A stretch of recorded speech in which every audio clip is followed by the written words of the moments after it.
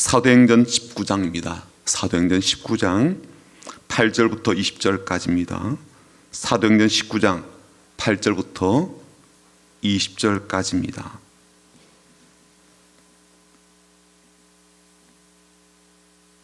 사도행전 19장 8절부터 20절까지 우리 같이 읽어보겠습니다.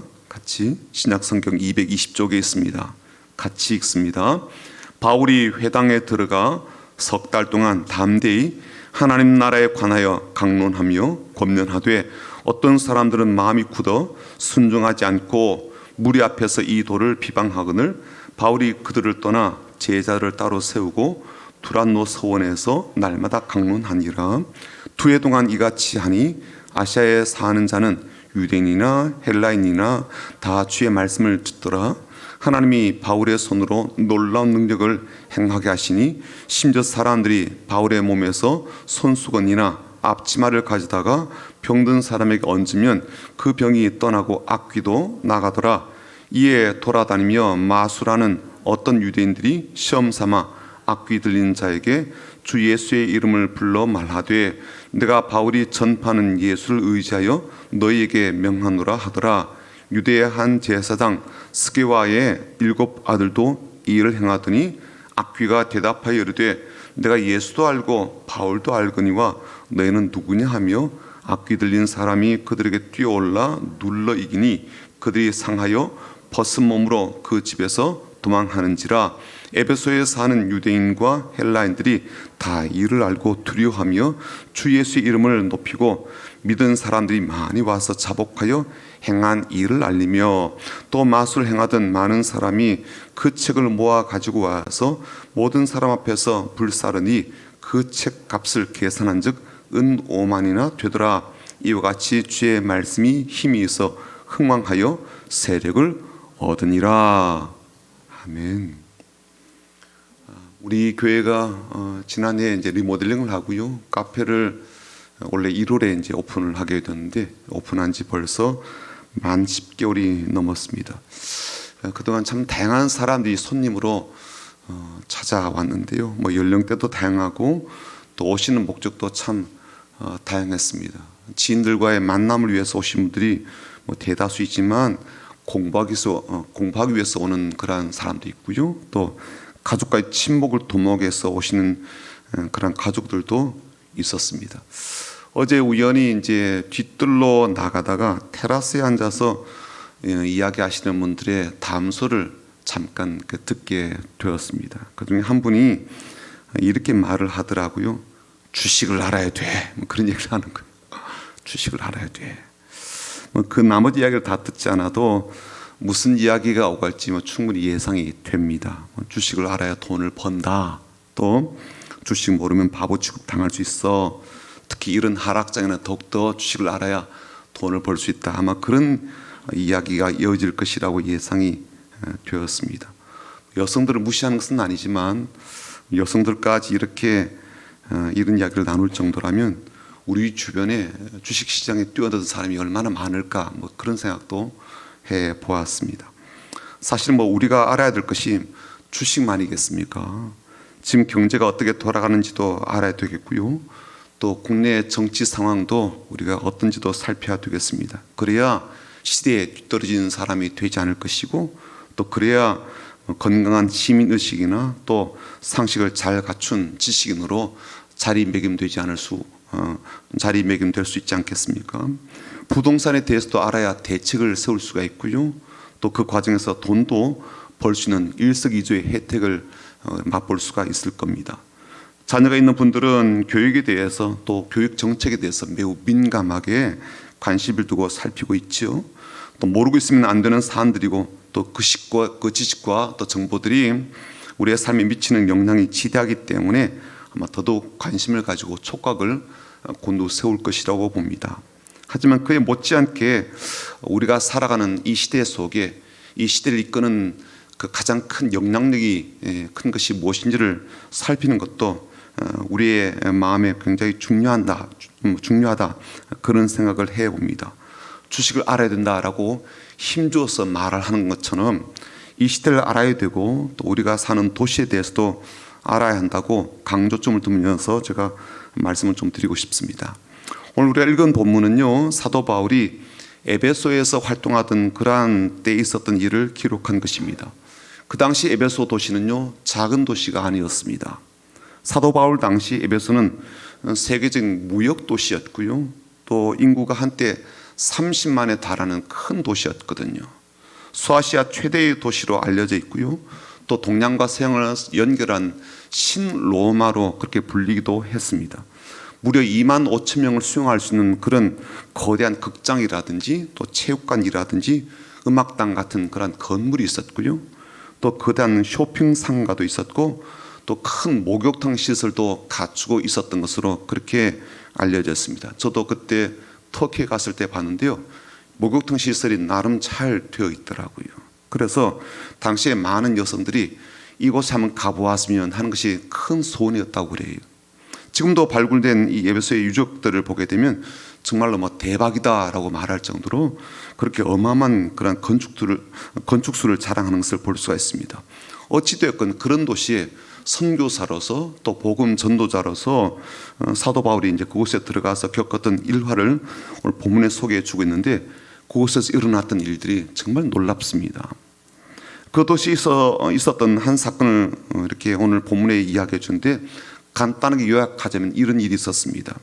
그 도시에서 사도 바울이요, 귀신들을 쫓아내면서 병을 치유하는 그러한 사역을 행하였는데, 심지어 사도 바울이 가졌던 앞치마라든지 손수건을 가지고 환자의 몸에 딱 얹으면 병마가 떠나는 거예요.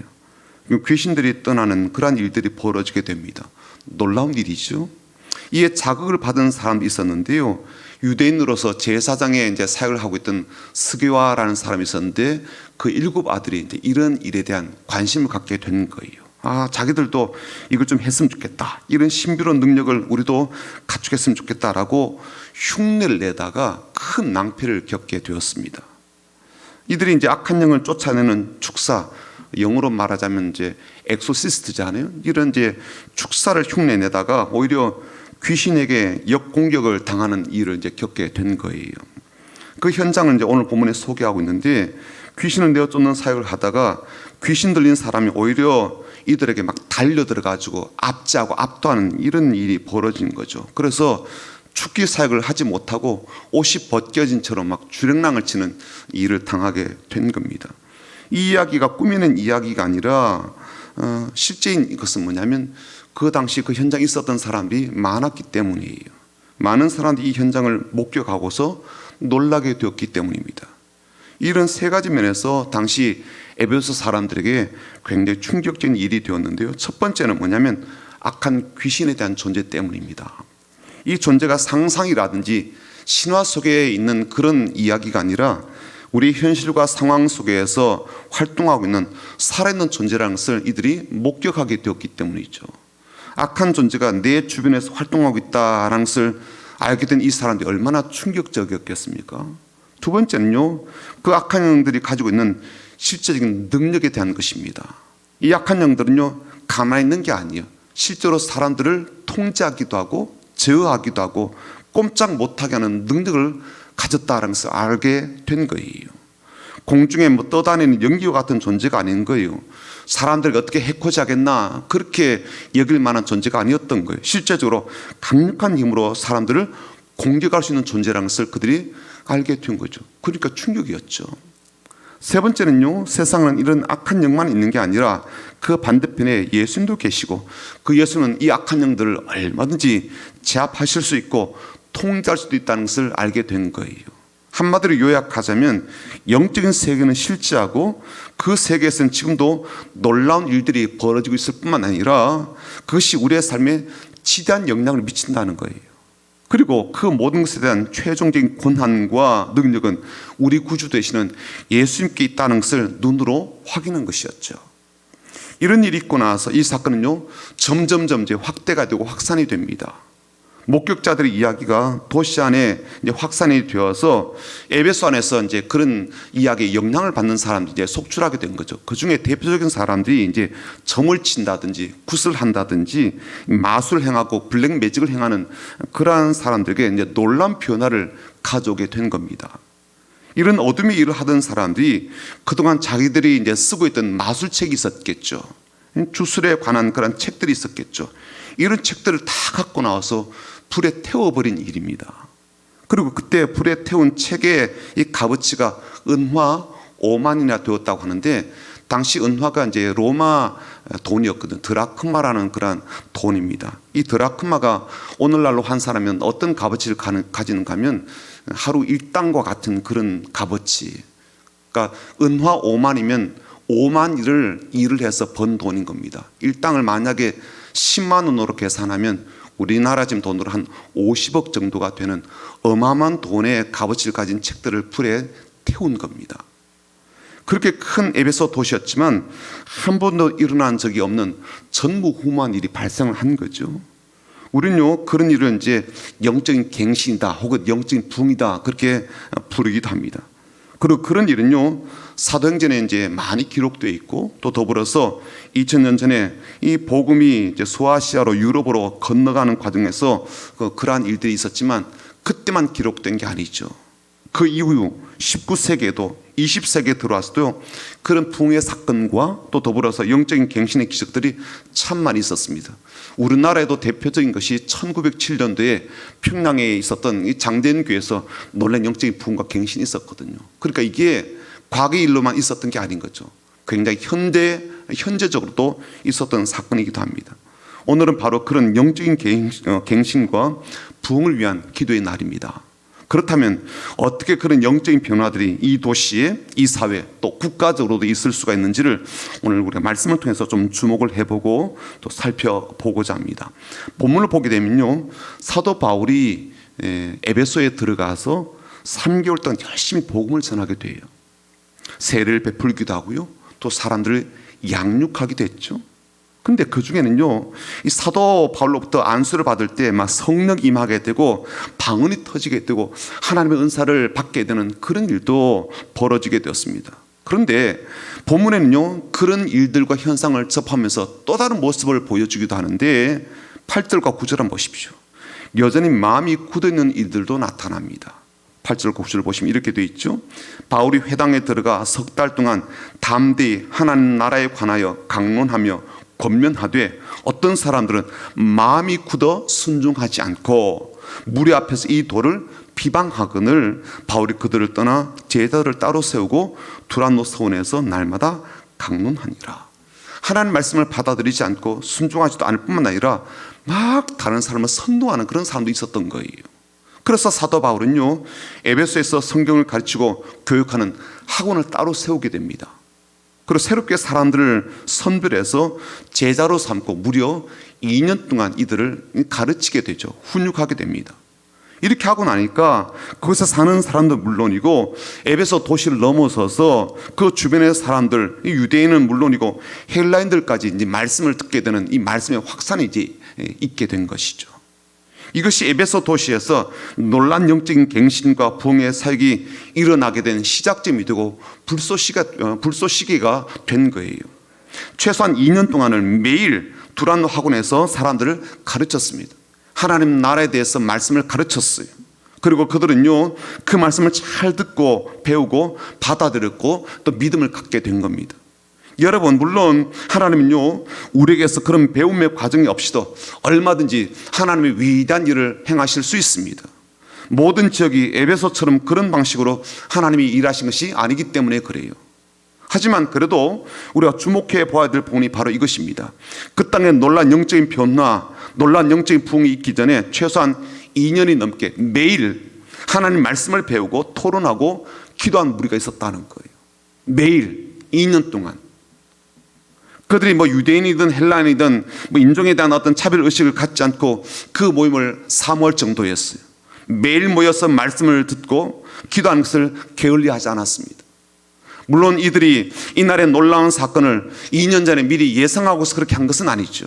하지만 그들은요, 그렇게 말씀을 나누고 배우며 그런 과정을 거치게 되었는데 하나님은 그 과정을 보시고 이미 그들 가운데 채워진 말씀의 총량을 보시고 그들에게 임한 하나님 나라가 얼마나 능력이 있는지를 이 사건을 통해서 보여주시고 알게 하셨습니다.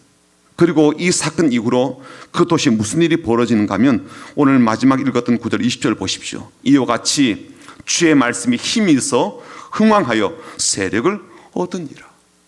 하나님 말씀이 더욱더 힘있게 퍼져나가며 사람들을 사로잡기 시작하는 거예요. 그리고 우리가 예상하는 바 그렇게 하나님의 말씀이 선포되고 힘을 얻어갈 때 얼마나 많은 사람들이 악한 영으로부터 그야말로 해방되었지 않겠습니까? 얼마나 많은 사람들에게 치유와 회복이 일어났지 않겠습니까? 그들이 얼마나 하나님에 대한 경외심을 갖게 될 것이며 그 도시가 경건함과 거룩한 것을 추구하는 분위기로 바뀌었지 않았겠습니까? 여러분, 그 도시에서 점과 주술로 밥벌이 하던 사람들이 자기들이 가장 중요하게 여기던 그런 마술과 관련된 책을 불태워 버렸다는 것을 한번 보십시오. 얼마나 강력하게 성령께서 그 도시에 임하셨는지를 우리가 그야말로 확인할 수 있는 그런 대목 아니겠어요? 그리고 그것은요, 그동안 여러 사람들이 듣고 배우고 나누고 붙들며 기도했던 그 말씀의 능력이 얼마나 강력한 것인지를 또한 우리가 깨닫게 되는 그런 모습이 아니겠습니까? 다만 안타까운 일은 그런 과정에서도 여전히 마음이 굳어있는 사람이 있다는 거예요. 여전히 그 말씀에 순종하지 않는 사람도 있고요, 심지어 다른 사람을 선동하는 이들도 있었다는 거예요. 안타까운 일이죠. 사랑하는 성도 여러분, 2000년 전에 에베소 도시에서 임하시고 역사하셨던 성령님은 오늘날에도 우리 안에 계실 뿐만 아니라 우리 가운데 임하시며 역사하신 줄 믿습니다. 그리고 지금도 우리를 통하여 영적인 갱신과 영적인 부흥을 일으키실 것을 기대하십니다. 뿐만 아니라 우리가 이렇게 말씀을 붙잡고 기도하는 것을 통해서 하나님은 영적인 역사를 지금도 행하기를 원하십니다. 오늘 우리도 사도 바울 일행처럼 그리고 최소한 에베소의 두란노 학원에서 2년간 열심히 매일 말씀을 배우고 나누고 믿음을 키웠던 그러한 사람들처럼 그런 마음, 그런 사모함, 그런 열심, 또 그런 기도의 태도와 자세를 갖게 되기를 주님의 이름으로 축복합니다. 그래서 우리가 사는 이 도시, 우리가 사는 이 서울, 작게는 우리가 지내고 있는 이 동네에서도 이런 놀라운 영적인 갱신과 부흥의 역사가 일어나게 되기를 주님의 이름으로 축원합니다. 저와 여러분이 이 시대에 그런 영적인 주인공들이 다 되시기를 주님의 이름으로 축복합니다. 아멘.